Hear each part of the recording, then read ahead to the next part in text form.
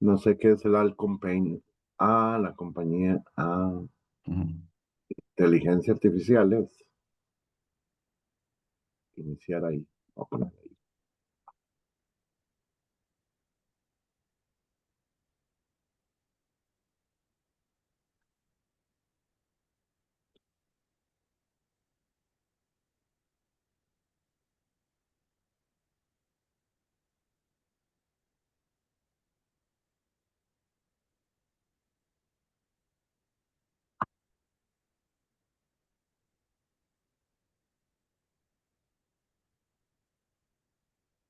Ok, son las 8 en punto, Santi.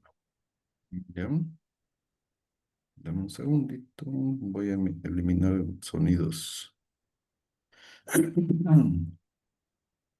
Yo te digo, y empiezas, mijín. Buen Listo. día, ¿cómo andan? Buen día, buen día. Hola, Cecilia. ¿Qué tal? Ahorita, ahorita ya empezamos, chicos y chicas, Muy para bien. que, para que estemos en silencio, por favor. Adelante, Eric. Bueno, muy buenos días. Tengan todos y todas ustedes. Nos encontramos hoy de nuevo en estos encuentros de memorias y saberes. Hoy con el sexto encuentro que está siendo dirigido por este año por la Red Americana de Pensamiento Crítico sobre los Patrimonios Culturales.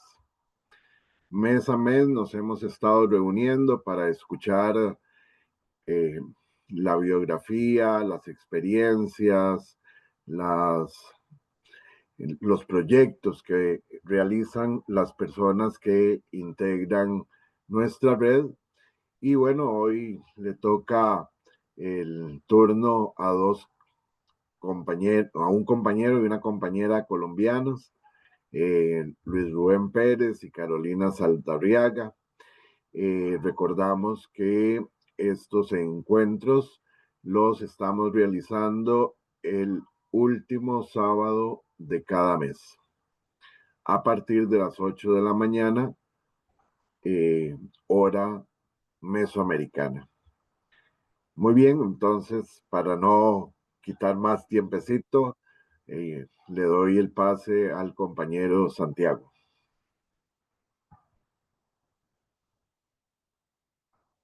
Saludos desde todas las latitudes que nos están escuchando a nivel del planeta. Estamos con una transmisión más de la red de pensamiento crítico de los patrimonios culturales y como nos mencionó nuestro coordinador, estamos compartiendo esta vez nuestro sexto encuentro, experiencias desde Colombia. Tenemos representaciones sociales y turismo, el caso del paisaje cultural cafetero con Carolina Saldarriaga Ramírez y patrimonio cultural panelero, representaciones literarias en los Andes Colombo venezolanos con Luis Pérez Pinzón. Les recordamos, estos son los encuentros virtuales, memorias, saberes e identidades de la Cátedra Libre Patrimonio Cultural Inmaterial, Memorias y Colectivos Sociales de la Universidad Nacional de La Plata. Les presento brevemente y damos inicio a nuestro trabajo. Carolina, vamos a empezar con Carolina. Carolina Saldarriaga Ramírez es administradora ambiental, candidata a doctora en Sociedad y Cultura, magíster en Ciencias Sociales de la Universidad de Caldas, magíster en Ciencias Humanas y Sociales de la Universidad de París. Actualmente se desempeña como docente en la Facultad de Ciencias y Tecnologías de la Universidad Santo Tomás y en el programa de Administración de Turismo Sostenible de la Universidad Tecnológica de Pereira. También dirige la corporación Casa Creativa, desde la cual lidera proyectos de gestión cultural desde hace 11 años. Adelante, Carolina.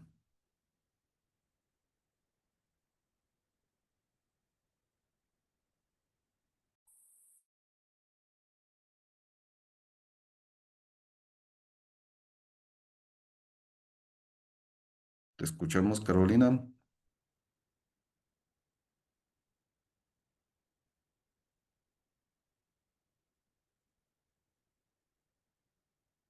Me parece que ya tienes conectado el audio y activa tu audio.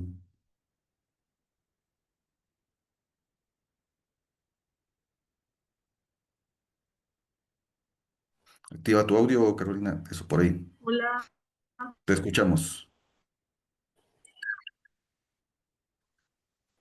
hola, ¿me está escuchando?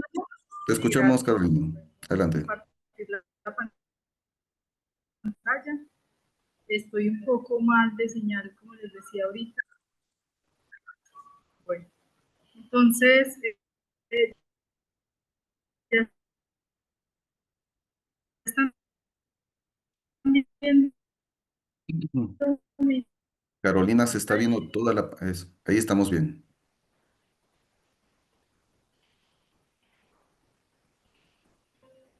me confirman, Santiago, por favor, si están viendo la Sí, pantalla. ahí estamos viendo.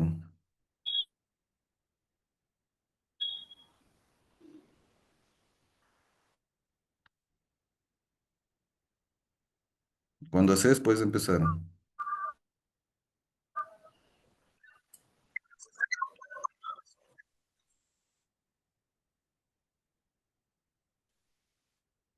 Bueno,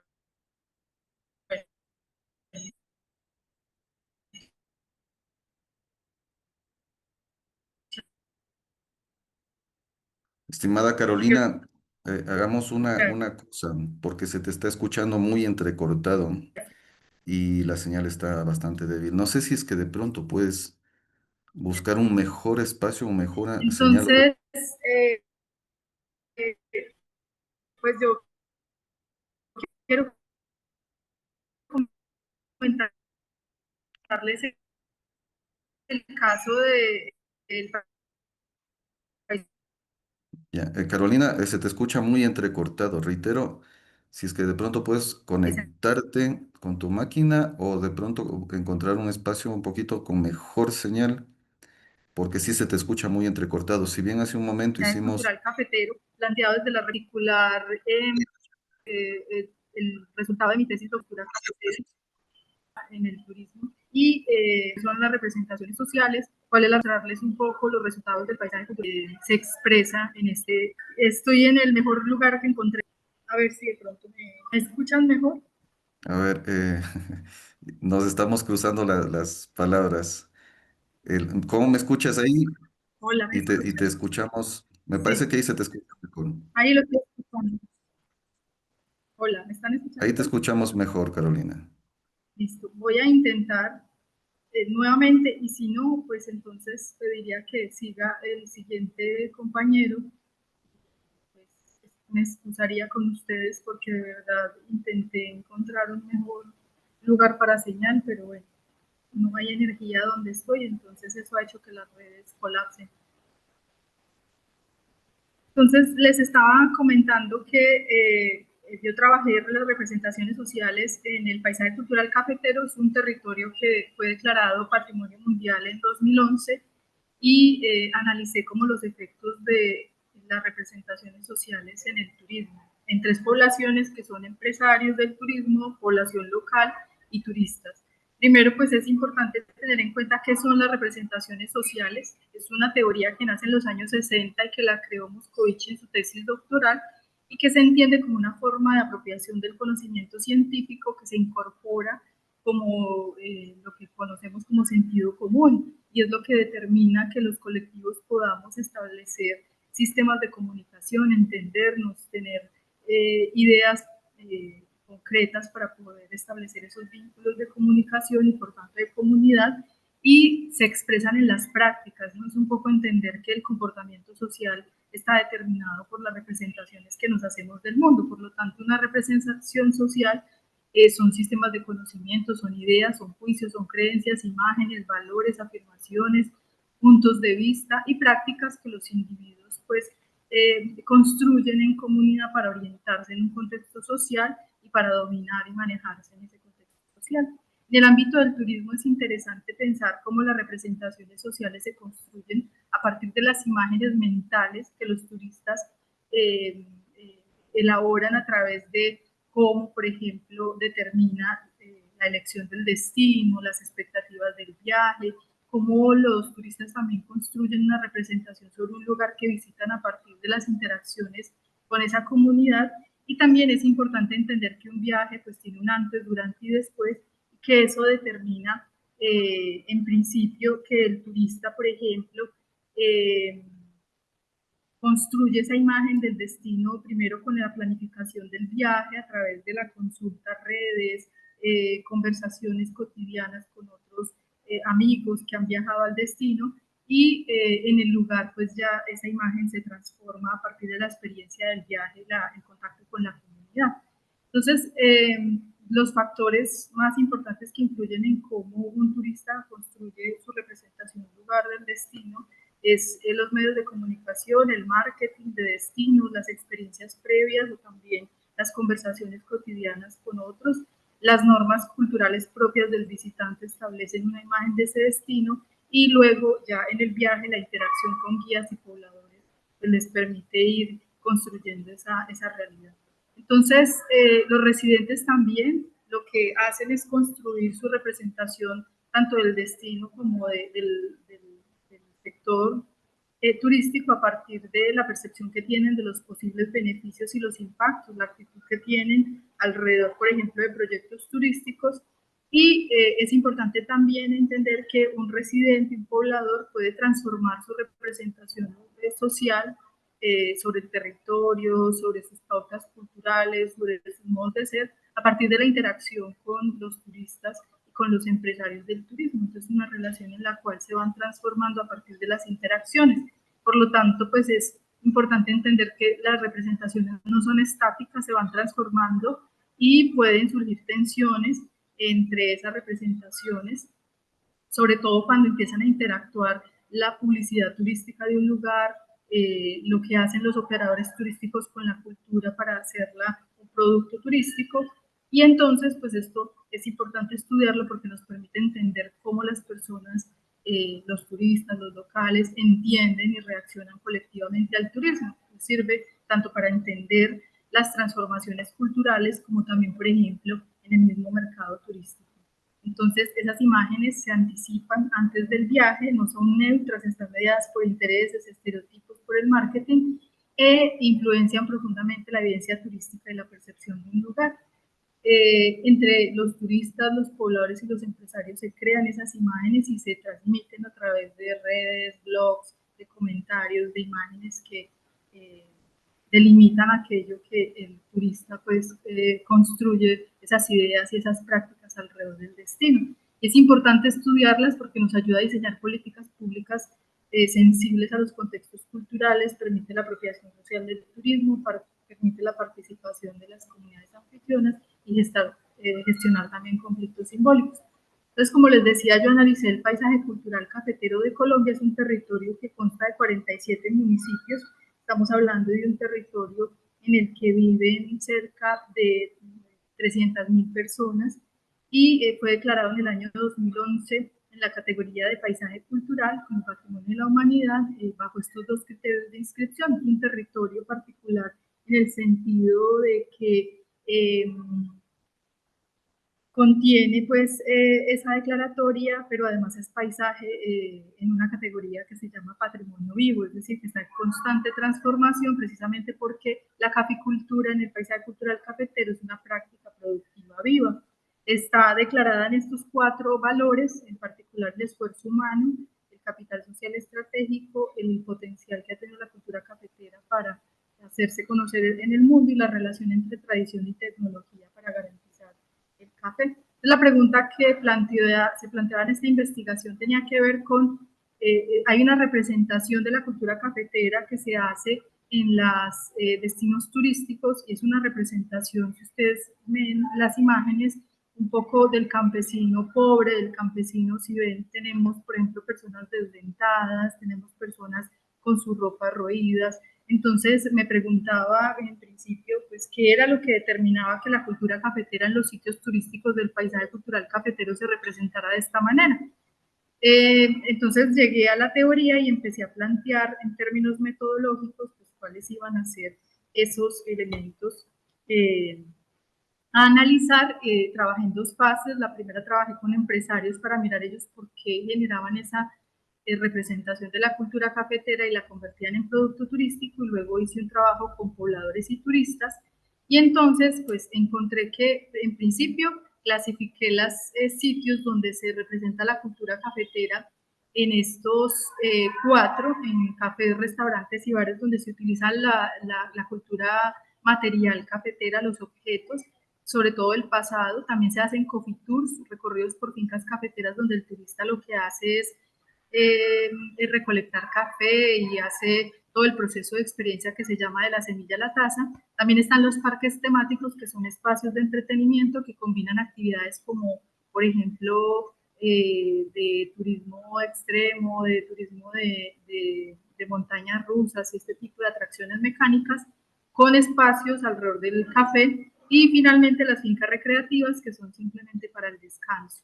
En este grupo de sitios turísticos donde se utiliza la cultura cafetera, encontré que hay 2 formas en las cuales se representa la cultura. Una vinculada al pasado, sobre todo en los parques temáticos, donde se utiliza todo el discurso tradicional de lo campesino. Son expresiones basadas tanto en el mobiliario, el material cultural objetual, de la cultura campesina del pasado, y ella de alguna manera se folcloriza y es de alguna manera donde surgen esas imágenes que les mostraba al principio, ¿no? Todos estos elementos, vasijas, cerámicas, alimentos también pues muy del pasado, también formas constructivas asociadas a la arquitectura tradicional, y es una representación folclórica exagerada y teatralizada de la cultura que se produce en esos parques temáticos. Pero también encontraba que hay unas, digamos, emergentes, unas formas de presentación de la cultura cafetera emergente donde se está de alguna manera sofisticando el consumo de café y donde ya empiezan a aparecer un divorcio un poco, por decirlo así, de esos elementos del pasado, y empieza a mostrarse la caficultura como una industria moderna y como industria, ya no como una forma de vida de una comunidad campesina, sino que empieza a mostrarse como un personaje profesionalizado. Ya no se habla del productor de café, digamos que pasa a un segundo plano, aunque es importante, pero pasa a un segundo plano porque se expone ya una sofisticación de la producción y el consumo asociada al uso de todos estos nuevos métodos de consumo, producción y preparación de café, y pues asociado al barismo y a la catación, y se empiezan a articular discursos que vienen del mundo del vino para tratar de alguna manera de elitizar, ¿no? Se elitiza un poco el consumo de café y se separa de lo campesino tradicional. Entonces, estudiando esas imágenes mentales que los empresarios construían alrededor de la cultura cafetera para poder entender por qué hacían esas 2 representaciones, tanto del pasado como del presente, utilicé una metodología que se llama el dibujo, el análisis de los dibujos, también las redes semánticas naturales, otro análisis que hice, y entonces pues encontré que ellos hicieron un montón de dibujos y casi todos tenían unos elementos comunes que los agrupé en, primero, ellos mantienen esta idea o la imagen mental que construyen, su representación está alrededor de la identidad campesina de la familia cafetera, el tema del paisaje, la diversidad geográfica y climática. La arquitectura es fundamental en casi todas las imágenes mentales que tienen los empresarios. La valoración del café, pero dependiendo de la tipología de producto turístico, hay una valoración asociada a lo tradicional, y si en el parque temático, entonces a la producción antigua de café. Y si estamos hablando de los coffee tours, ya estamos hablando de una modalidad de valoración del café ya desde la transformación. Lo que la materia prima que produce el campesino es el insumo para estas nuevas tipologías de producto turístico, donde el café toma protagonismo, pero a partir de su preparación. Por eso todos esos métodos que parecen pues de laboratorio, todos esos métodos de preparación de café, es lo que está asociado a la catación y al barismo. También hacen una relación entre lo urbano y lo rural, ¿no? La modernidad entra aquí también con alto interés, y la institucionalidad cafetera. Entonces, en el caso de los pobladores y turistas, ya hice unas encuestas cerca de los sitios turísticos que trabajé, y hice un análisis comparativo de cuáles eran las representaciones de la cultura cafetera que tenían los 3 grupos poblacionales. En la teoría de las representaciones sociales, el núcleo figurativo es estable, son las ideas que se construye la gente, que permanecen, que cambian menos, ¿no? A pesar de que las representaciones sociales pues son dinámicas, hay unos elementos que son estables y alrededor de ellos hay unos elementos periféricos que son los que tienen más posibilidad de cambio. Entonces, entendiendo eso, entendiendo que el anclaje son las ideas previas que uno construye sobre algo y que conecta, empieza a conectar para poder incorporar nuevas ideas en sus representaciones, y la objetivación es ya la forma concreta en la cual esa imagen se produce. Entonces, encontré que para los empresarios las prácticas de producción de café son importantes, pero varían dependiendo de la tipología de negocio turístico, si es la anclada al pasado o al presente. Para los pobladores el café, los paisajes, la tradición, la cultura y la idea de orgullo, sobre todo sobre la declaratoria, y en los turistas, pues los paisajes, la gastronomía, el turismo y la cultura. El núcleo figurativo para ellos, entonces en el caso, por ejemplo, de los empresarios, es muy importante el tema de la arquitectura tradicional, en el caso de los pobladores, el café y el trabajo campesino, y en el caso de los turistas, los cafetales y los cultivos de café, pero aparece muy importante el tema del paisaje, las montañas, que no va a aparecer con tanta regularidad en las otras dos poblaciones. Entonces, con esos resultados, pues trataba de entender cómo se yuxtaponen esas representaciones, porque vamos a encontrar ideas que se combinan, ¿no? Entonces, el pasado y el presente combinado, se resignifican prácticas, y esas transiciones entre esas representaciones, pues yo no sabía cómo analizarlas desde las representaciones hegemónicas, polémicas y emancipadas que planteaba el autor original de la teoría, y entonces pues lo que hice fue agruparlas en otras categorías que las llamé representaciones arcaicas, residuales y emergentes, a partir del texto de Marxismo y Literatura de Raymond Williams, donde pues aparecen unos elementos de reflexión sobre la tradición, y entonces clasifiqué las representaciones sociales arcaicas como aquellas que se forman en el pasado y pertenecen al pasado, y en el ámbito turístico se museifican y se exponen en museos, etcétera. Las residuales se forman en el pasado pero aún están en uso, por ejemplo la gastronomía, y las emergentes son nuevos significados, valores y prácticas. Esto nos permite entender cómo las representaciones sociales, o sea, esas ideas sobre las cosas y sobre el mundo y sobre las prácticas, ¿cierto? Cómo se van creando, pero también cómo van haciendo una transición hacia nuevas formas de entender el mundo, la cultura y las prácticas sociales. Entonces, lo arcaico, por ejemplo, en la cultura cafetera son las prácticas, los objetos, el vestuario tradicional que vieron en algunas imágenes.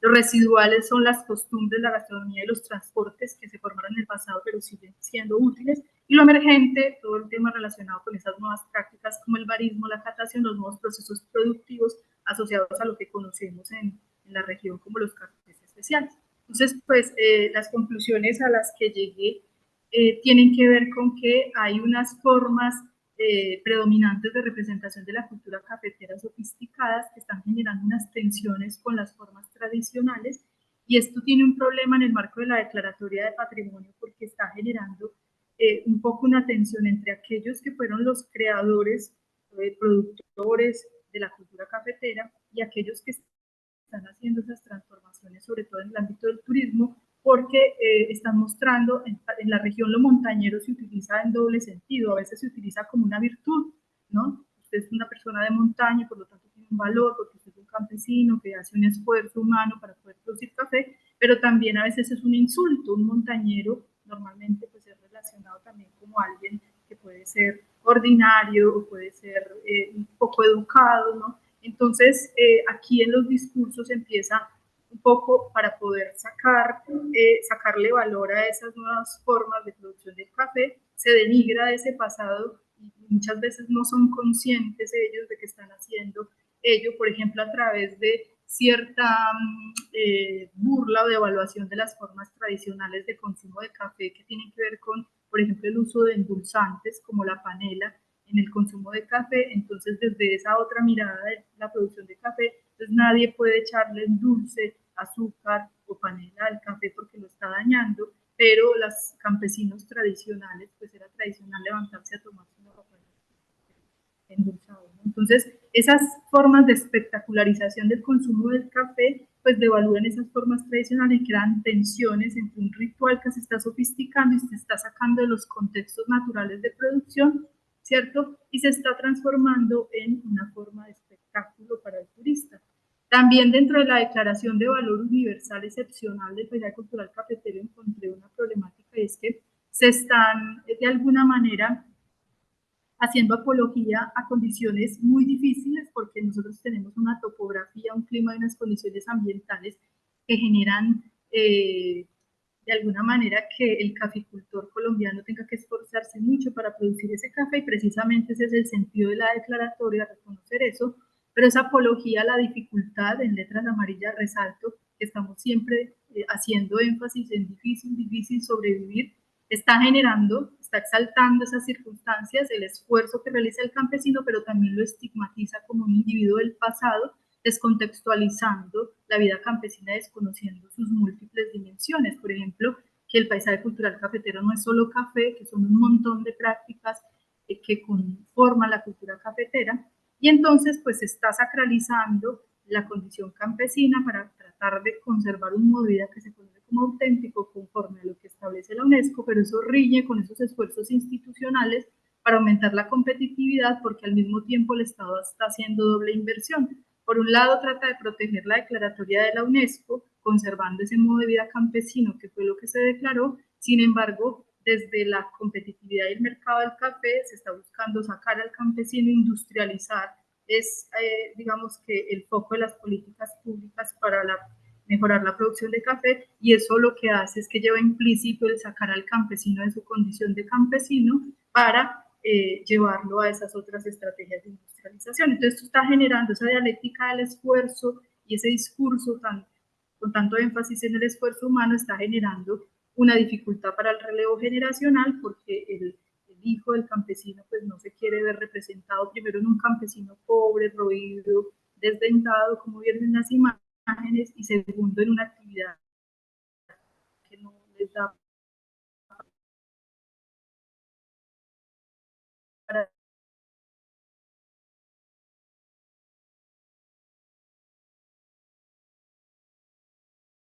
vivir.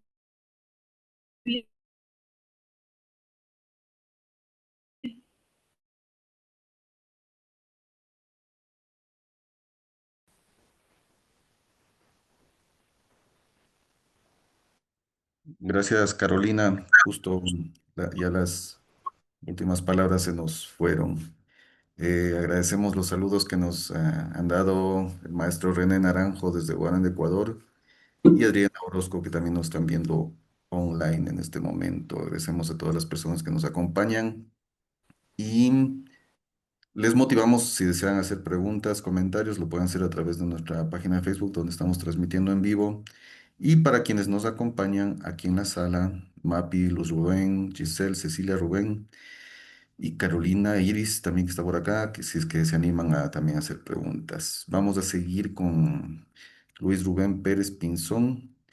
Agradecemos la participación de Carolina. Luego vamos a hacer también la rondita de preguntas y respuestas.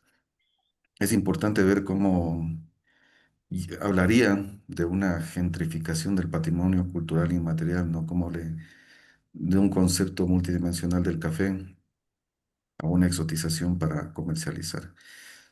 Son justamente estos pensamientos y estas reflexiones críticas las que conforman nuestra red. Vamos a seguir con Luis Rubén Pérez Pinzón. Les presento y continúas, Luis.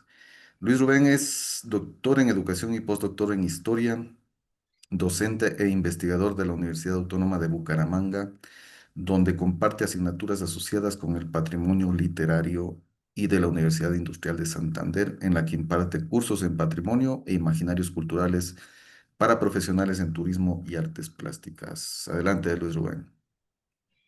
Bueno, muchas gracias a los integrantes de la red, los organizadores de la cátedra.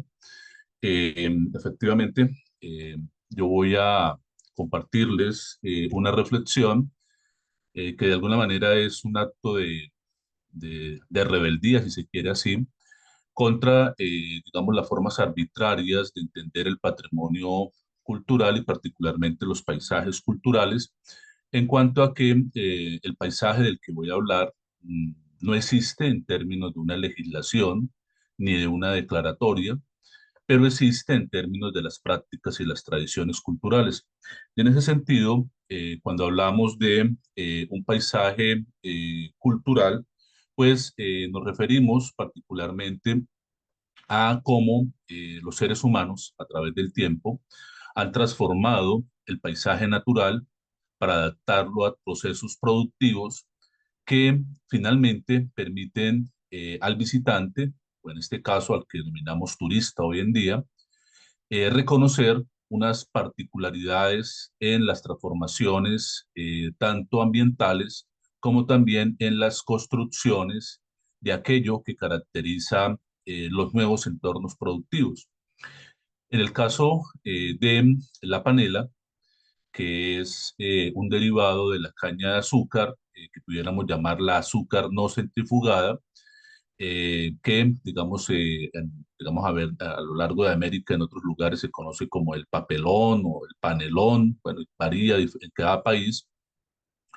Estos bloques de azúcar que no se han centrifugado, pues a diferencia de otros paisajes culturales, están asociados con extensiones de caña de azúcar, que es la planta que en el caso de los Andes colombianos se constituyó en una de las formas de, digamos, destrucción de las selvas, la ampliación de las fronteras agrícolas y el establecimiento, sobre todo, de actividades productivas alrededor de los caminos y de las carreteras que van a ser abiertas, particularmente en el siglo XIX, y que de alguna manera, y por eso el subtítulo que le daba a esta presentación cuando, digamos, decidí integrarme a la cátedra, fue destacar el papel de las representaciones literarias. La construcción del paisaje cultural, como decía, en el caso particular de lo panelero, de lo cañicultor, no existe porque no hay un acto administrativo, ni político, ni digamos, de reconocimiento cultural por parte de las autoridades que acostumbran a dar estos reconocimientos, más como una estrategia de atención a los gremios que piden diversificación productiva, o en el caso particular de Colombia, para buscar alternativas productivas en las cuales el turismo se convierte en una oportunidad en las últimas décadas, sino también porque la concepción que pudiéramos tener desde el patrimonio literario es que desde las primeras representaciones que se hacen de un país naciente como Colombia, es la relación de los viajeros, tanto nacionales como extranjeros, o digamos particularmente aquellos que en misión diplomática recorrían el país e iban describiéndolo para luego publicar en sus países y de alguna manera llamar la atención de los inversores a viajar o a comprar bonos de deuda o a invertir en las empresas que estaban naciendo en estos países.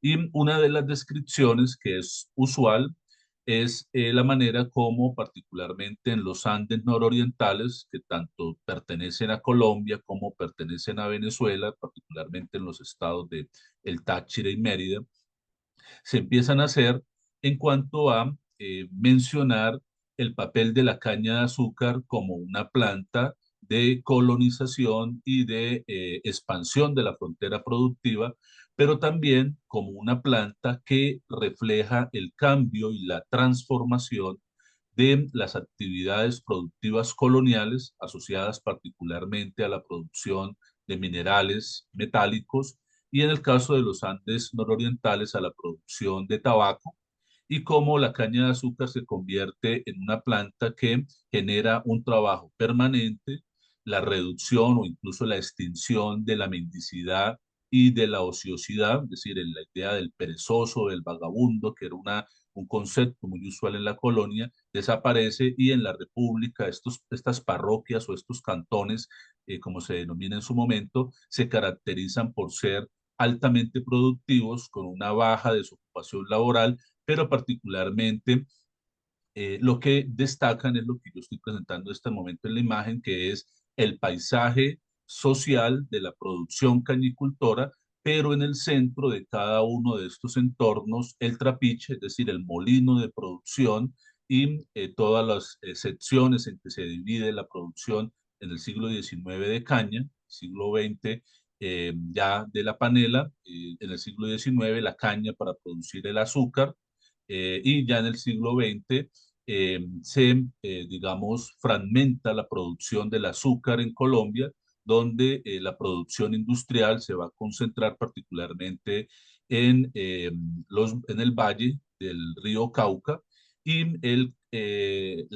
digamos, reducción en la producción o en la calidad y en el consumo del azúcar artesanal que se elaboraba en la parte andina, pues va a ser desplazada por este azúcar industrial y de alguna manera los hacendados van a mantener la producción durante algunas décadas del azúcar tradicional, pero se empieza a producir esa variedad de derivados del azúcar que es particularmente la panela, la miel y la melaza como una alternativa de producción y que ya desde el siglo XIX se mencionaba como estos trapiches o estas haciendas con su trapiche se constituían en núcleos no solamente de concentración laboral, sino también de desarrollo productivo, a tal punto que en las descripciones literarias muchos de los viajeros, particularmente la gran descripción que se va a hacer del país o la primera representación nacional que se va a hacer del país,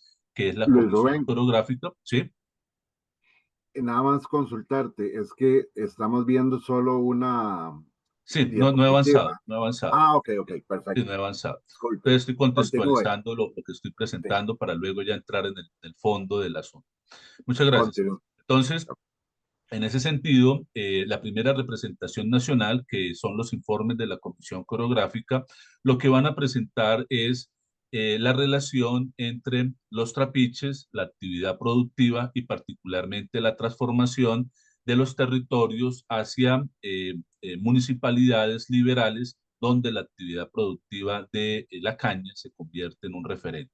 Pues bien, estos elementos, digamos, de contexto resultan muy importantes para entender cómo durante los siglos XIX y XX gran parte de los valles de la región andina nororiental de Colombia, pues sustituyeron en gran medida la producción de tabaco y en aquellos en los que no se podía producir café, entonces fueron ocupados con caña de azúcar, dando así origen a una actividad productiva en la cual muchas de las poblaciones pues concentraron su actividad económica en la producción, como decía, en el siglo XIX de azúcar artesanal y ya en el siglo XX en la panela. Sin embargo, este oficio o esta tradición productiva ha llevado a que gradualmente vaya desapareciendo por la expansión ya no de la frontera agrícola, sino de la frontera urbana, de entornos, digamos, urbanísticos asociados con, por ejemplo, en el caso del tema que nos interesa a nosotros, que es el área metropolitana de Bucaramanga, y particularmente la municipalidad de Piedecuesta, donde aquello que en el pasado era la fuente de riqueza, de actividad productiva y de unidad sociocultural, ha venido desapareciendo a tal punto que la localidad pasó de a inicios, es decir, hace un siglo aproximadamente, tener aproximadamente 50 haciendas paneleras con su trapiche respectivo, a en este momento solo quedarnos con una. Y en esa hacienda que queda, en ese trapiche que queda, existe una población mayor de edad en la cual el oficio de producir panela está en extinción porque las nuevas generaciones no les interesa esta actividad productiva, porque es un oficio que no genera los rendimientos ni los salarios que esperarían jóvenes que hoy en día encuentran en otras actividades, entre comillas, más sencillas o más fáciles fuentes de ingresos, y porque es una actividad que cada vez está más condenada a desaparecer en términos de que los cañaduzales son acaparados o son presionados por los grandes constructores para expandir la frontera urbanística que la ciudad ya no puede cubrir, es decir, la ciudad como tal, que es Bucaramanga, se quedó sin espacio para construir y entonces la expansión se está dando hacia los municipios conurbados, al área metropolitana, y ello implica pues ocupar los valles, digamos que antes eran productivos, para ahora convertirlos en espacios de residencias o de actividades económicas. Entonces, una de las inquietudes que nos motivó a hacer esta reflexión era cuál era el papel, digamos, de los grupos y las redes de investigación frente a los oficios y los productos de carácter cultural que estaban en vías de extinción. En segundo lugar, cómo poder contribuir a no solamente llamar la atención de una actividad productiva que fue fundamental en el pasado, pero que hoy en día simplemente es una tradición que se reconoce como parte de la identidad, pero que no es promovida ni se tiene la intención de rescatarse tanto en términos laborales ni en términos culturales. Y por último, si esa posibilidad de rescate y divulgación de esas prácticas podía tener un elemento concreto para ser divulgada, y es allí donde aparece que la forma de expresarse y la forma de describir su actividad productiva por las personas que quedaban en ese trapiche, que son aproximadamente unos 20 a 30 trabajadores que se van rotando y que tienen la particularidad de ser personas mayores de 60 años, nos llevó entonces con el grupo de investigación aliado, que esta es una investigación que se va a dar entre dos universidades, a considerar que era importante rescatar el patrimonio oral de los trabajadores, tanto los que estaban en los cultivos como los que estaban en los trapiches o molinos, y también aquellos que hacían el proceso de empaque y de preparación del producto para la comercialización, en términos de identificar en qué consistía su oficio, cuáles eran las herramientas que utilizaba y particularmente cuál era en su experiencia los momentos o etapas característicos de la producción de este bien que sigue siendo consumido y sigue siendo demandado en la economía local. Pues bueno, para ello, entonces, nos tomamos el trabajo, digamos, primero de pensar qué tan relevante resultaba rescatar estas tradiciones o estas prácticas que son parte de un grupo humano que, como vuelvo e insisto, ya no son tan especiales, no son tan relevantes en la economía, y particularmente de grupos de adultos mayores que siguen trabajando porque no tienen otra actividad económica para dedicarse, pero particularmente porque existe el interés de la propietaria de la última hacienda y trapiche que quedaba de que siguiese produciendo. Y esto es muy interesante porque entra también el factor de compromiso social de los empresarios para que una actividad que no necesariamente es rentable, pero que sí es altamente estimada, pudiera continuar. Y ello lo que nos lleva entonces a pensar que debíamos generar una estrategia de rescate, de preservación, pero particularmente de divulgación para las nuevas generaciones de lo que había sido la actividad productiva, de lo que representaba la producción panelera, pero sobre todo de entrar a cuestionar estas, digamos, arbitrarias formas de llamar al paisaje, en términos de que unos lugares sí son paisaje cultural y otros lugares no, y de alguna manera mostrar que cualquier territorio puede advocarse y puede mostrar cuál es su propia representación del paisaje cultural, cómo lo ha vivido y cómo de alguna manera puede promoverlo en términos de estrategias como por ejemplo el turismo.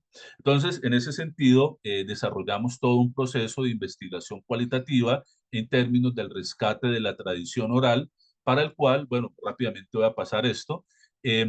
Primero hicimos un reconocimiento de cómo en el pasado los viajeros, pero particularmente algunos estudios se habían centrado en describir con bastante precisión cuáles eran las etapas del proceso de producción de ese azúcar, digamos, original y luego de la panela, y encontramos textos desde, digamos, el periodo colonial, de, por ejemplo, un fraile que va viajando de Cartagena al Perú y hace una parada en el valle del río Magdalena y se encuentra con todo un proceso de producción del azúcar donde lo describe, y ese punto de partida luego lo comparamos con el primer informe que hace el Estado colombiano para buscar inversionistas en Inglaterra, y cómo el informe de Real, que es el embajador o el representante diplomático en Colombia, en Inglaterra, en medio de la descripción de la producción, menciona el proceso de producción del azúcar en Colombia comparado pues, con el que se hacía en el Caribe o el que se hacía en otros territorios de la América Española. Y luego ya a mediados del siglo XX aparecen algunos estudios pormenorizados de la industria azucarera en el Valle del Cauca, al suroccidente de Colombia, donde se presentan ya procesos mucho más sistemáticos de presentar las herramientas, las etapas, las características de la producción, y por último, las tradiciones o las prácticas que particularmente los centros de investigación agrícola han venido desarrollando en el entorno del área metropolitana de Bucaramanga y particularmente en Piedecuesta. Entonces, esta tabla lo que buscaba para, digamos, el grupo de investigación era reconocer que existían unas tendencias que desde el siglo XVI, XVII ya existían, que estaban de alguna manera estandarizadas, que existía una tradición, que existían unas prácticas productivas cuyo elemento común era que el trabajo o las etapas del trabajo seguían siendo relativamente las mismas, pero la forma de llamar a los procesos, a las actividades productivas, habían cambiado en el léxico de tanto los informantes, en este caso, desde el patrimonio literario, como también podríamos pensar que entre el grupo humano que nos interesaba podía también existir una variación o una conservación de ese léxico. Entonces, para ello, el grupo de investigación principal hizo un ejercicio de investigaciones a través de entrevistas en profundidad, tanto a la dueña de la hacienda, que es la señora Cecilia Suárez de Hernández, que todavía sigue viva, tiene 102 años de edad. En el día de ayer se le hizo un homenaje en la localidad porque se están, digamos, coincidió, por ejemplo, esta conferencia con lo que se viene haciendo en la localidad, que es la celebración de la piedecuestanidad en conmemoración del proceso de creación de la parroquia original, y se le dio, digamos, el reconocimiento a esta señora de haber sido una empresaria a lo largo de su vida, de ser una promotora de causas sociales, pero particularmente también de reconocer el impulso que ha venido dándole al gremio. Hoy en día ella, pues por su edad, no está dedicada a la actividad productiva, pero le ha delegado ese trabajo a sus nietos, en este caso, por ejemplo, Eric, que es el administrador que en su momento estaba a cargo de la hacienda. Entonces hay allí una transferencia, un cambio generacional en el compromiso de preservar una actividad productiva. Y en los extremos encontramos dos trabajadores que hacen trabajos totalmente opuestos, pero que de alguna manera lo que se hace es, y lo que ustedes están viendo es una página web que si ustedes ven allí hay un link, si quieren ustedes entrar y revisarla, donde pueden identificar que el equipo de investigación decidió compartir parte de las entrevistas que se hicieron y la manera como estas personas se expresan, describen, pero particularmente señalan las características lexicográficas de su oficio, de las herramientas y particularmente de la actividad productiva. Entonces, en ese sentido, este ejercicio que digamos hoy en día esta página es un escenario de divulgación y de promoción, también en términos de la práctica que nos interesaba a nosotros, permitió particularmente al equipo de arquitectas que digamos desarrollaron esta parte de la investigación, identificar todas las expresiones que estos trabajadores, administradores y propietarios tenían, empezar a organizarlas y de alguna manera sistematizarlas en términos de las etapas productivas, a tal punto que no solamente las palabras tengan un sentido y puedan ser explicadas en la contemporaneidad, sino que también den sentido a la actividad productiva que existió y que, digamos, en el área metropolitana de Bucaramanga ya pudiéramos decir que es extinta, pero que en otras localidades, en otros territorios del nororiente de Colombia y en general de la cordillera oriental de los Andes, tanto en Colombia como en Venezuela, siguen produciéndose, ya no como haciendas, porque esta es otra transformación, las haciendas han desaparecido, sino ahora tenemos territorios, pequeñas propiedades de campesinos que de manera autónoma siembran pequeños cortes de caña de azúcar y ellos mismos se encargan de transformarla en panela, pero que de alguna manera estas prácticas, que si bien han cambiado en sus características técnicas y económicas, de alguna manera conservan las prácticas lexicográficas, las prácticas de imaginarios y de tradiciones que de alguna manera se pueden constituir y así se ve, digamos, en el territorio como unas formas de preservación de la identidad. Bien, para terminar entonces, si bien algunos hemos hecho ejercicios de investigación un poco más amplios, digamos, con un espectro mucho más acorde con las estructuras de las ciencias sociales, este ejercicio en particular en el que participamos nos permitió entender, digamos, desde los actores, desde los poseedores de la tradición, de los saberes y de los oficios, y de las artes, digamos, asociadas con un producto artesanal, nos permitió entender, bueno, que existían procesos, que existían prácticas que si bien pueden ser sistematizadas en términos de reconocer etapas, existen procesos particulares, formas muy específicas en contextos productivos o en espacios organizacionales que caracterizan el hacer y el decir de las cosas y que de alguna manera son relevantes en términos de poder conservarlas, divulgarlas y sobre todo darlas a conocer a nuevas generaciones que no vivieron, que no tuvieron la experiencia de ni trabajar en el cultivo, ni en la zafra de la caña, ni en la producción de sus derivados, pero que hoy en día, pues, digamos, se conservan, sobre todo entre los adultos y los ancianos, como una digamos, experiencia que se vuelve en ocasiones melancólica en términos de recordar aquello que les daba identidad o que de alguna manera les dio sentido a muchas de estas personas en su momento. Y en otro ámbito, pues también resulta muy importante rescatar el papel de acercarnos a estas organizaciones que están, digamos, reducidas o limitadas a su actividad productiva, pero particularmente a no olvidar el papel de la memoria y los saberes, que es de alguna manera la razón por la cual nos encontramos hoy aquí, particularmente entre los trabajadores de mayor edad, quienes terminan su edad productiva, se jubilan, desafortunadamente terminan aislados o terminan separados de las actividades productivas y todo ese saber, toda esa experiencia, pero particularmente esa forma de preservar las tradiciones y las prácticas que los caracterizaron tienden a desaparecer y a olvidarse porque no hay ejercicios sistemáticos y continuos para rescatarlos. Y por eso, pues, desde mi perspectiva, resultaba importante para un escenario, para una red como la que venimos promoviendo,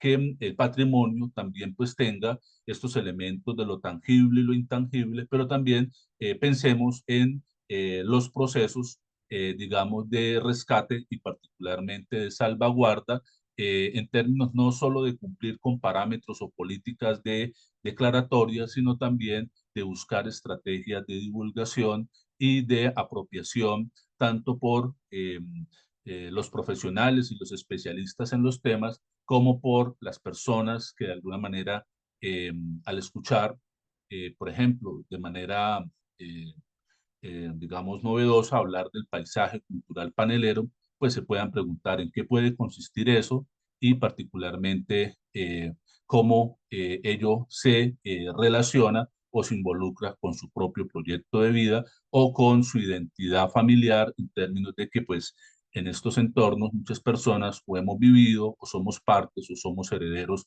de antiguos productores de panela. Entonces, muchas gracias a todos y a todas y bueno, quedamos atentos a las inquietudes. Gracias, Luis Rubén. Adelante, Eric.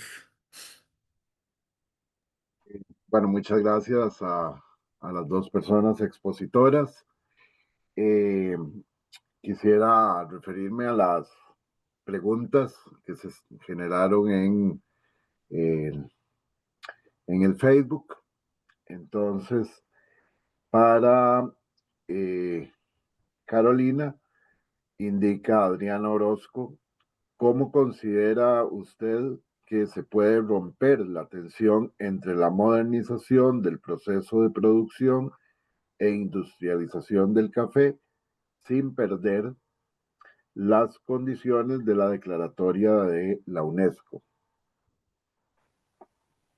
Muchas gracias. ¿Me escucha, Eric? Sí. Gracias, y gracias, Adriana, por la pregunta tan interesante que hace. En este momento existe un plan de manejo del paisaje cultural cafetero y se está revisando. Esa revisión nos ha llevado a reflexionar en particular el hecho de que las estrategias para mantener la autenticidad y la integridad del paisaje cultural cafetero están relacionadas con lo que planteaba de la industrialización. Entonces, hemos señalado desde la academia esa contradicción y de alguna manera las propuestas que se han establecido tienen que ver con entender que no se puede tratar a la caficultura del paisaje cultural cafetero como se trata el resto de la caficultura dentro del eje cafetero colombiano o de otras regiones cafeteras, porque en Colombia tenemos de 32 departamentos, 22 tienen producción de café. Entonces, las áreas del paisaje cultural cafetero son solo de 4 departamentos, que es es como lo que llamamos el eje cafetero, que es la zona tradicional de producción, pero hoy se ha expandido, como vemos, hacia otros territorios. Entonces, dentro de la Declaratoria del Paisaje Cultural Cafetero, hay unas áreas que fueron delimitadas, que fueron los 47 municipios que les presentaba, pero no son toda el área territorial de los 41 municipios en área principal y 54 si contamos las áreas de amortiguamiento, sino que son unas veredas. La vereda es la unidad mínima territorial en Colombia. Entonces, en el área rural, en el área urbana son los barrios. Entonces, se está tratando el desarrollo de la caficultura y su competitividad de igual manera en todas las zonas del país. Entonces, lo que hemos planteado es que se necesitan unas políticas especiales donde la caficultura, el paisaje cultural cafetero sea tratada de manera diferenciada y que se haga énfasis en la unidad agrícola familiar, que es el foco territorial o la unidad o la célula fundamental del paisaje cultural cafetero. La unidad agrícola familiar es la que permite la reproducción de la cultura cafetera, que fue lo que se reconoció dentro de la declaratoria. Si las políticas públicas no le están apuntando a mantener esa unidad agrícola familiar, pues entonces no vamos por el camino que debería ir. Eso tiene que ver también con que la competitividad y la industrialización del café no se puede hacer a partir de la unidad agrícola familiar, porque un campesino con 4 hectáreas no es rentable dentro de las lógicas de lo que significa hoy el mercado del café. Para poder exportar, por ejemplo, necesita pues volumen, y para un campesino de estos tener volumen tiene que asociarse, tiene que cumplir un montón de condiciones que hoy no cumplen porque no tienen las condiciones técnicas, educativas, etcétera. Ahí los cafés especiales están haciendo un esfuerzo. Se pueden producir cafés especiales en pequeñas áreas y su competitividad depende de otros factores, pero difícilmente un campesino tradicional productor de café puede llegar a cumplir esas condiciones que requieren esos mercados y esa industrialización. Por eso planteamos, si queremos mantener unas áreas, unos núcleos donde se mantenga la declaratoria, tiene que tratarse distinta a las políticas públicas para mantener ese campesino tradicional, entre otros elementos pues, que podríamos conversar, que son un poco largos, pero en términos generales yo creo que ese sería lo más importante. Muchas gracias. Gracias, Carolina. Y para el doctor Luis Rubén, Adriana también pregunta si dónde puede encontrar publicada la investigación que hicieron sobre el patrimonio panelero. Bueno, sí, muchas gracias. Bueno, digamos, en términos de la divulgación y la promoción, Entonces, a través del Internet hay una página que todavía está activa, de uso y de acceso gratuito, que se llama Hacienda Panelarte. Allí, digamos, está el elemento visual o el resultado social del proyecto. Y en términos de la parte académica, con los coinvestigadores se han publicado dos artículos que bien se podría buscar. Uno se llama así como el léxico de la panela o léxico de la cultura panelera, y otro que tiene que ver con digamos, representación literaria del paisaje panelero, que de alguna manera pues han sido dos ideas que he compartido el día de hoy. Y de igual forma, pues existe un libro que digamos, pues no es tan fácil de adquirir, pero que existe en términos de la producción, que se llama Panela, Cultura Panelera y Paisaje Cultural Panelero, donde de alguna manera, desde una mirada muy eh, territorial, pues se hace un análisis de lo que ha representado la producción de no solamente la caña de azúcar, sino su transformación, y particularmente el contraste entre la experiencia colombiana y la experiencia venezolana, porque si bien pues pueden existir fronteras y digamos miradas diferentes de gobierno, las tradiciones y las prácticas culturales de larga duración siguen vigentes, y en ese sentido nos interesaba mostrar una práctica, digamos, territorial que se expande más allá de las limitaciones limítrofes o políticas de una época. Muchas gracias, doctor. Vuelva a repetirnos la página y tal vez Santiago nos Sí, la se puede llama, buscar se para puede buscar compartir. Hacienda Panelarte, se llama así, Hacienda Panelarte, digamos, digamos, es el nombre más fácil de ubicar por cualquier buscador en Internet. Sí, es Muy muy... bien, muchas gracias. Ujú. Dale, Santiago. No, sí, ya le estaba viendo la hacienda, es el metaverso Panelarte. Así es, Y les estoy compartiendo ahorita en la pantalla. Es sumamente interactivo. Es un repositorio bastante atractivo y que muy bien. esperamos que a través de estos eventos se pueda difundir más y que tenga muchas más visitas, porque le veo como un buen ejemplo de gestión de lo inmaterial a través de lo virtual. Sí, a propósito, allí Santiago, que tiene compartiendo todo eso que ustedes ven hoy en día que está urbanizado, hace 50 años eran cañaduzales, de los Mm. cuales solo esta parte de acá, de la parte inferior, queda, que es donde se desarrolló el proyecto. Si quiere, sigue girando hacia la derecha, Santiago. Eso ustedes ven allí, la imagen que les compartía tenía que ver con este fragmento del territorio que todavía conserva la producción de caña, y también pues tiene en su centro al trapiche panelero como el elemento. Entonces, todo lo que va a hacer el grupo de investigación, y particularmente las investigadoras que son arquitectas, es reconstruir el espacio, reconstruir los momentos de la producción, y es muy interactivo porque, pues, más allá de los adultos, se pensó en que sea una especie de recorrido virtual para jóvenes, para niños, y particularmente para familias que quieran ir viendo la experiencia, por ejemplo, en este caso del trapicho o el molino, que es específicamente lo que estamos viendo allí. Entonces hay una descripción, hay una copla o un verso, digamos, La caña por ser la caña, también siente su dolor, que la metan al trapiche, le quiebran el corazón. muy bien, que son, digamos, expresiones folclóricas que nosotros aquí llamamos coplas, pero en general pues son versos populares. Bien, y entonces pues la invitación es a recorrerlo. También este es un espacio de divulgación, pero me parece muy importante lo que llamaba Santiago, que es como nuestros esfuerzos por rescatar el patrimonio inmaterial debemos adaptarnos a las, digamos, exigencias contemporáneas, y buscar cómo divulgarlo y promoverlo a través de recursos como este que financió una de las universidades participantes, que es crear un metaverso, en el sentido de utilizar la tecnología informática existente. Ese objeto se puede ver tanto conectado al Internet, como se puede descargar y puede ser consultado de manera offline. Es decir, se facilita o se busca que el contenido de la información pueda llegar a cualquier persona, cosa que a veces no sucede, por ejemplo, con los artículos o con los libros, como mencionaba ahora, que resultan ser más restrictivos o más difíciles de adquirir. Gracias, doctor. Antes de darle la palabra a las personas que nos están acompañando por acá, pues creo que podríamos hacer la misma pregunta a Carolina: ¿dónde podemos encontrar publicaciones y cosas sobre lo que nos expusiste? Gracias, Eric. Y aprovechar primero para agradecerles a ustedes, a Eric en Santiago y a la cátedra que al principio no me escucharon, por abrir este espacio y permitirnos presentar. Y pues muy agradecida también con el profesor Luis Rubén por estar acá también compartiendo este espacio. La tesis doctoral está en el repositorio de la Universidad de Barcelona y también pues tengo algunas publicaciones que se pueden encontrar en redes, en internet fácil, Andariegos, que también pues lo presenté en otro espacio de la red, que es una infografía etnográfica sobre las prácticas de los recolectores de café.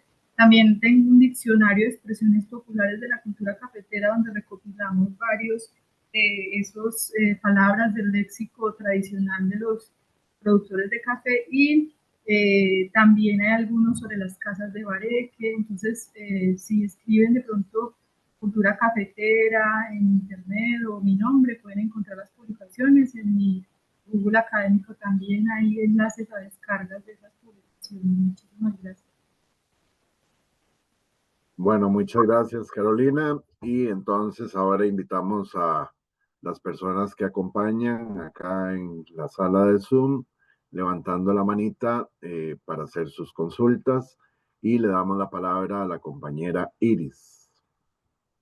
Hola, felicitándoles a los dos compañeros su exposición y quería preguntar a Rubén, ¿cómo entiendo que el estudio es acerca de la panela, pero cómo asociaron con la producción de alcohol etílico? Sabemos que en los trapiches la melaza también la ocupan para obtener ese alcohol. Entonces, y el alcohol etílico es, digamos, lo que más vende, lo que más se comercializa.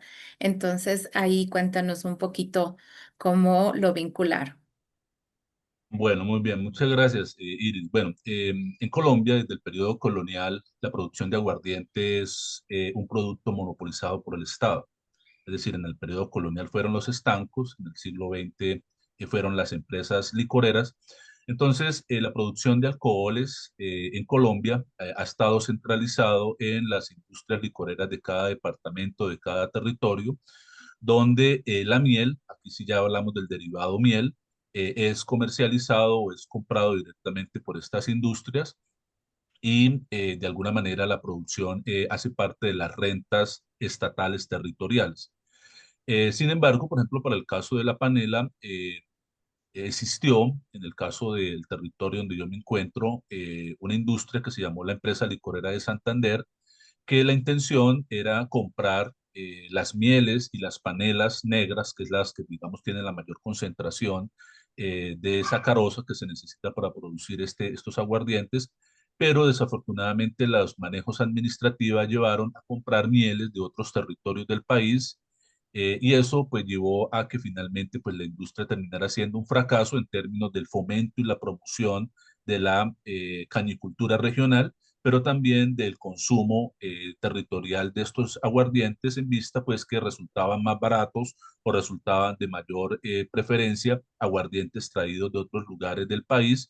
Y en ese sentido, por ejemplo, la industria decayó hace aproximadamente unos 20 o 30 años. Algunos gobernantes han tratado de rescatarla, incluso existe o digamos ha sido un fracaso también, por llamarlo de alguna manera, la intención en las zonas donde todavía se siembra con grandes volúmenes, particularmente en el valle del río Suárez o en la cuenca del río Suárez, se creó una industria para la producción de gases con uso industrial, en este caso para mezclarlo a la gasolina. Funcionó un tiempo, pero no se daba con la misma calidad ni en la misma cantidad como se produce en la zona industrial azucarera de Colombia, que está concentrada en el suroccidente del país. Entonces, para nuestra experiencia regional, la producción de aguardientes en este momento no es relevante, no es significativa y lo que consumimos es traído de otros lugares del país. Es más, los jóvenes consumen aguardientes, pero son aguardientes producidos con unas particularidades, ya tienen colores amarillos, rosados, es decir, los aguardientes perdieron hasta su color original y son consumidos a partir de industrias licoreras de otros territorios del país que son mucho más consolidadas, que tienen procesos productivos mucho más eficientes, pero particularmente tienen estrategias de mercadeo que resultan más interesantes que, digamos, lo que podamos hacer a nivel regional.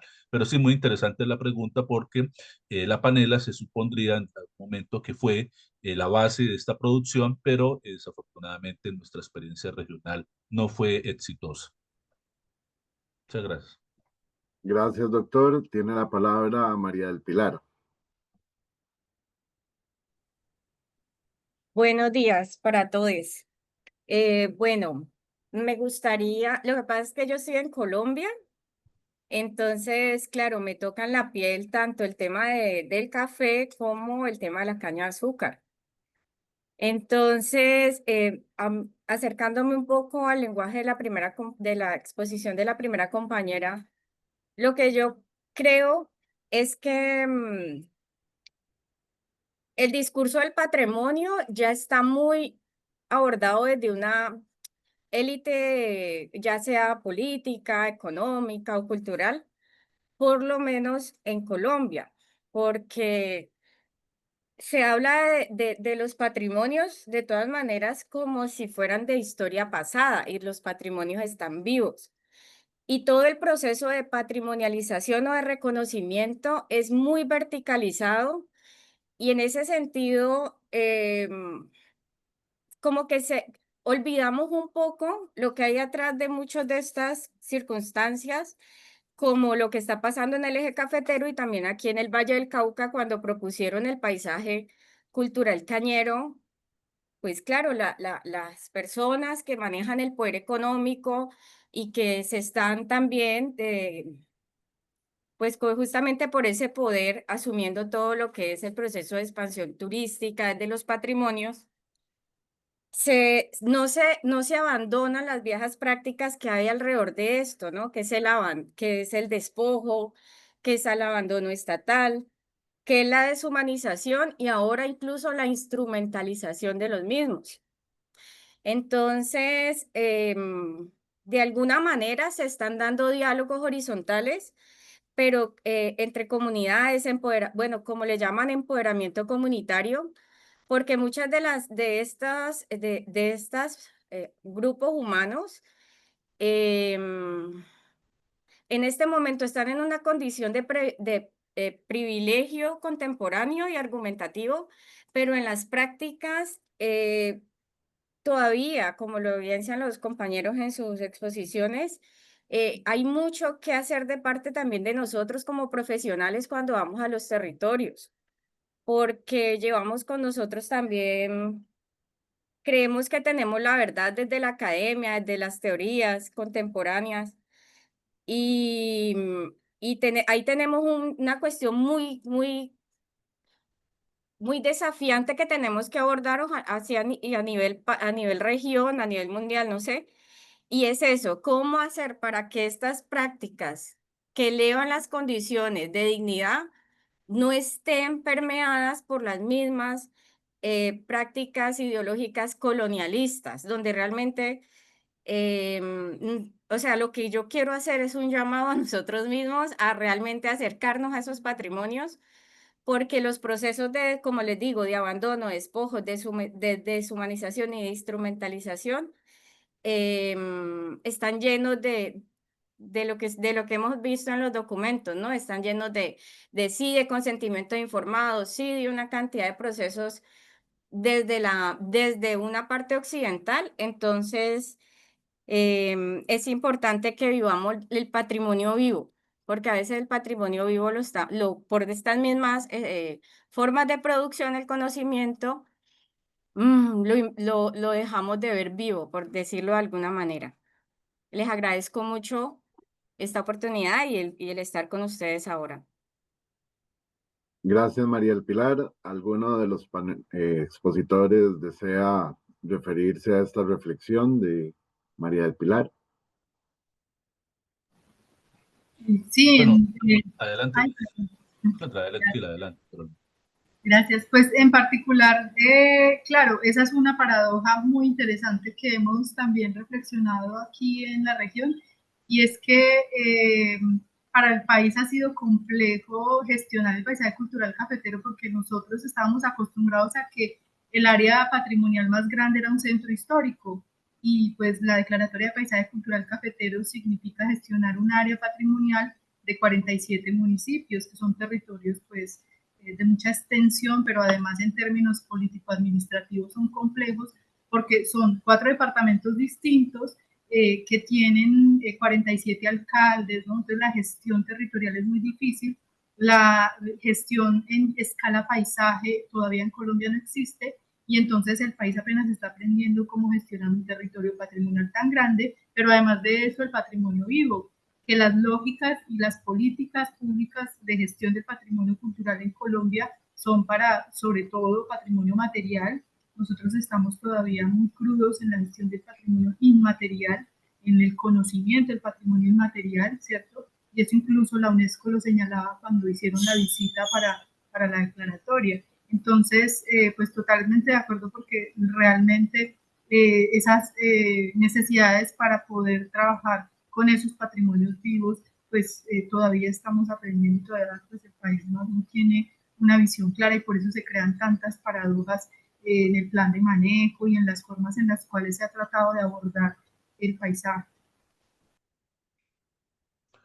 Sí, bueno, y yo quiero utilizar dos palabras que a lo largo de lo que lleva la red le he escuchado a los participantes y que en mi caso particular, pues creo que son importantes de resaltar, ya que estamos también en la dinámica de crear un glosario alternativo. Una de ellas es la turistificación.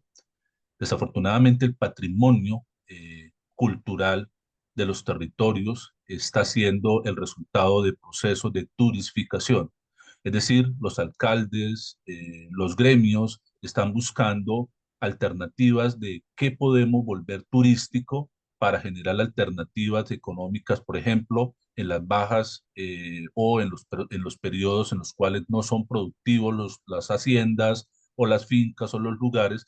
Entonces estamos pensando que esos sitios deben convertirse en escenarios turísticos, pero a la par de ello entonces creamos rutas, creamos actividades, es decir, convertimos aquello que hace parte de la vida y de la esencia de los individuos en productos turísticos. Y en ese sentido, llegamos allí a la otra palabra que en alguna de las actividades que se han hecho previamente se mencionó, que es la violencia del turismo. Desafortunadamente, no existen, por ejemplo, a diferencia como existió desde hace algún tiempo con la cultura cafetera, que se promovía en las escuelas, que los niños desde muy pequeños aprendieran qué era la actividad productiva de sus papás, cómo lo hacían, cómo se podía replicar, por qué debían darle continuidad a esa actividad productiva. En el caso de la producción de caña o de el azúcar artesanal, eso no existe, por lo menos yo no conozco en el ejercicio que hicimos de actividades de fomento y de preservación de no el patrimonio como lo heredado, sino el patrimonio, como dijo María del Pilar, como la experiencia vital, es decir, lo que las personas hacen en el día a día. Y desafortunadamente lo que estamos haciendo es cuando llevamos a estos turistas o estos visitantes nacionales o extranjeros a ver la producción de la panela en un trapiche o el cultivo de panela, llevamos son a personas que solo están interesadas en tomar la foto, en observar lo que se está haciendo, en apropiarse, digamos, de ello, pero no tienen ningún interés de generar procesos de apropiación o de quedarse allí un tiempo y vivir la experiencia plena. Entonces, turistificar y violentar es parte también de la discusión que a lo que ha dicho María del Pilar se debería complementar, que es cuando generamos estos procesos de patrimonialización de lo que hacemos, de lo que somos, eh, cuáles son las consecuencias que estamos generando cuando lo convertimos en productos turísticos. Y es una reflexión que muchas comunidades vienen haciendo y algunas se resisten ya a abrir sus espacios a esta visión comercial del turista que solo quiere ver, tomar la foto e irse, pero que no respeta ni comprende las tradiciones y las experiencias y también, como se decía por allí hace un rato, los sufrimientos que están tras de la construcción del patrimonio. Gracias, doctor. Bueno, por cuestiones de tiempo, el tema, los dos temas son maravillosos y nos podría llevar horas. Entonces vamos a terminar esta parte con la doctora Giselle Chang. y luego tomas la palabra, Santiago, para ya hacer el cierre. Entonces, doctora Chan, tiene usted la palabra. Buenos días a todos. Quítame casi no puedo hablar. Bueno, ¿me escuchan? Sí, perfectamente. Ok, voy a poner. Quítame los apodos, Eric. Bueno, como es que te mandé a decir, no me siento bien, ando gripada y mi hijo no pudo participar porque está con alma y ese ni se puede levantar siquiera.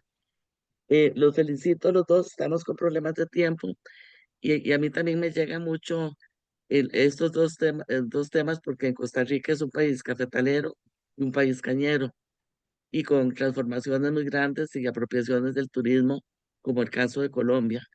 Y me gustó mucho el tipo de exposición de ustedes. Coincido mucho con Carolina, con el uso, no como se usa, precisamente el no usar un término común en antropología del turismo, que es hablar de turista como anfitrión, perdón, de turistas y anfitriones. Y en cambio ella usa la palabra residente, que es una crítica que hago precisamente a esa terminología que empezaron a usar los pioneros del turismo, de los estudios del turismo de antropología, ¿verdad? Luego, con el asunto de Rubén también coincido mucho porque aquí estoy haciendo un diccionario de procesos artesanales que incluiría esto, pero voy muy lento, ¿verdad? Pero creo que es una experiencia que podemos compartir todo esto. Quería preguntar un poquito más, pero estamos con problemas de tiempo, sobre las tensiones que hay entre el uso del café, de tomar café, ¿verdad? Todo el proceso de cómo se prepara, desde que se recoge, se cosecha y todo el proceso, desde el uso campesino como un patrimonio vivo, hasta cuando llevan a los turistas a las zonas cafetaleras y cómo eso se transforma, ¿verdad? Si los campesinos ya se dieron y solo lo hacen para cuando llegan los turistas que los vean, digamos en el caso de Costa Rica se diría chorreando el café en una bolsa de tela y no con un coffee maker o con otro tipo de artefactos, ¿verdad? A ver cuál cede. Y en el caso de la caña de azúcar, si hay desplazamiento de los ingenios por los trapiches, porque aquí el asunto ha sido muy lamentable en una zona cerca acá, como a una hora tal vez del centro de la capital, se llama Jaris de Mora, había en los 90, había 60 trapiches. En el 2005 ya quedaban solo 16 y actualmente queda uno que solo se abre cada 15 días para que lleguen turistas que les enseñan cómo se trabaja. Nosotros aquí, lo que ustedes llaman paneles, les decimos tapa dulce, dulce tapa, ¿verdad? Y entonces lo hacen ya como un show. El señor, el mismo señor, perdón, ya no sé si es el mismo porque estaba ya muy anciano hace años, hace ya todo un show al turista del uso digamos, de la panela, como ustedes dicen, y del tipo de azúcar que fue desplazado por los ingenios, y que es una industria muy poderosa y que exporta más azúcar blanco que no es tan sano como el azúcar artesanal. Bueno, tengo más comentarios, pero por problemas de tiempo y mi voz también, pero muchas felicidades y creo que también tenemos mucho que compartir y gracias a esta red, ¿verdad? Y a esta cátedra, que espero que tengamos mucha chance, oportunidad. Hasta luego, gracias. Gracias, Giselle. Muy bien, entonces, Santiago, te cedo la palabra. Nada más mencionar lo que dice Duván Castro en Facebook. Café con panela es igual a café campesino. Ujú. Buenísimo. Así vamos sintiendo los sabores y esos sabores son parte de nuestros saberes, nuestros legados, el patrimonio que que siempre estamos generando, siempre estamos produciendo y que en función de las generaciones va cobrando cada vez más valor.